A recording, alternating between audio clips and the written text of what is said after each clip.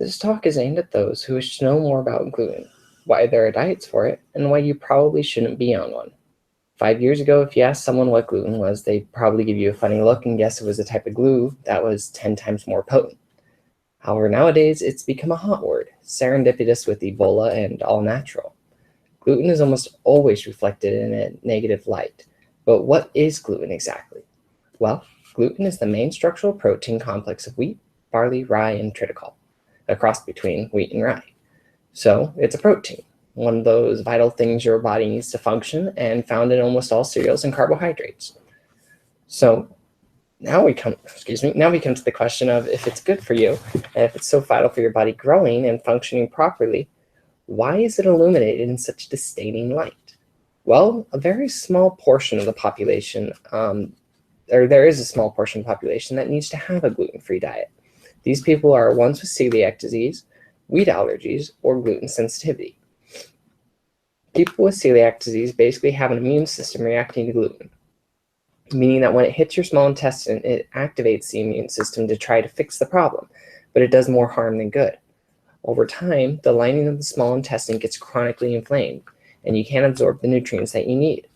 This can lead to weight loss, bloating, diarrhea, and diarrhea. As you are denied the nutrients you need, other problems can follow. There is no real cure for celiac disease that we know of today, and the only solution is a gluten-free diet. When on this diet, a person will start to feel better pretty quickly, but it could take years for the small intestine to truly heal.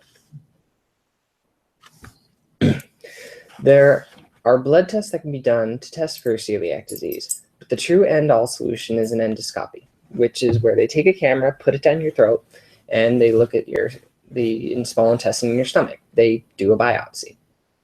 Now, I have sympathy towards those that actually have celiac disease, as it is vastly underdiagnosed. Now, it is a rare disease. You have about a 0.71% chance of actually having it, or about 1 in every 141. The realization of how underdiagnosed people are to celiac disease is why the rush of publicity has been flooding the media as of late.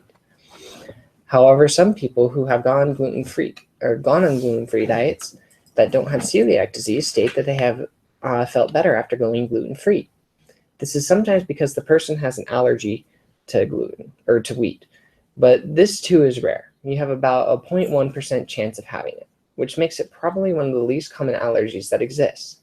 In addition, a lot of these numbers come from statistics with children, many of whom will end up outgrowing the allergy. However, if you do have it, you will experience some symptoms such as hives, skin rash, vomiting, diarrhea, stuffing your runny nose, sneezing, asthma, and it can even be as bad as anaphylaxis.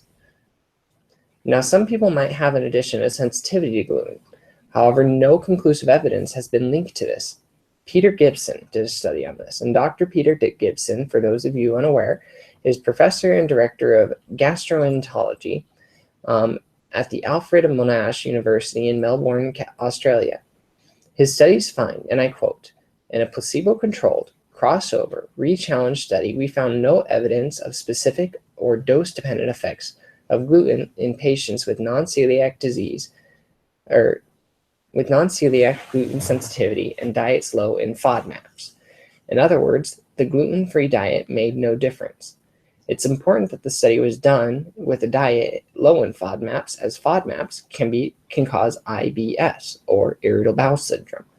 It also means that those who have irritable bowel syndrome, that for those with irritable bowel syndrome, no link has been scientifically proven between it and gluten. Now, it isn't a all-conclusive study, and it doesn't show that gluten doesn't necessarily not exist. It might, but if it does, it's probably super, super rare, and we don't even know what your symptoms would be. Even if you were to take all three of these groups and add them together, it would be a very small portion, not even 0.5% of the population, unlike the quarter of the population that is now requesting and buying into gluten-free diets. So why do so many people claim to feel better on these diets? Well, there is, in some people, the placebo effect. It is a real effect. However, many people don't consider that when on this diet, they are oftentimes avoiding processed foods, eating more vegetables, and sometimes avoiding carbs. This can lead to weight loss and feeling more energetic. However, if you are simply replacing gluten products with similar gluten-free products, the joke may be on you. The Wall Street Journal showed that gluten-free products sometimes are higher in carbs and sodium and lower in fiber and proteins than some gluten-containing products. In addition, gluten-free cereals can have significantly fewer vitamins and minerals as gluten-containing cereals. Now, the gluten-free fad has done one thing well, and it's made gluten-free products more easily available to those who need it. However, lots of companies are taking advantage of some people, claiming that it's better for you or all natural. It's not. Remember, only 25% of the market is now requesting gluten-free.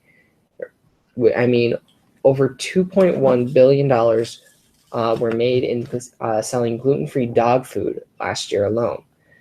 Now, if you truly feel that you need to be on a gluten-free diet due to rashes or stomach aches, I advise you to see a physician and get diagnosed.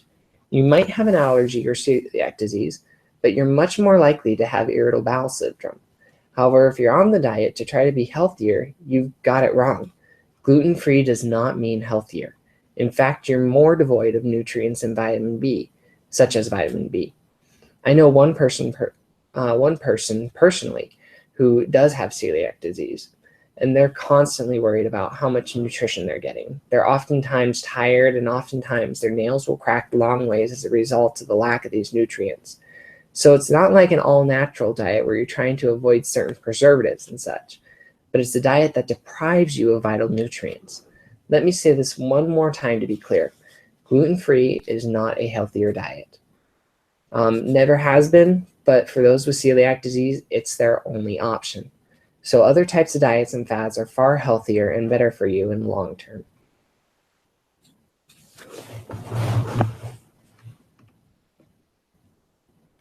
The end, just closing the broadcast.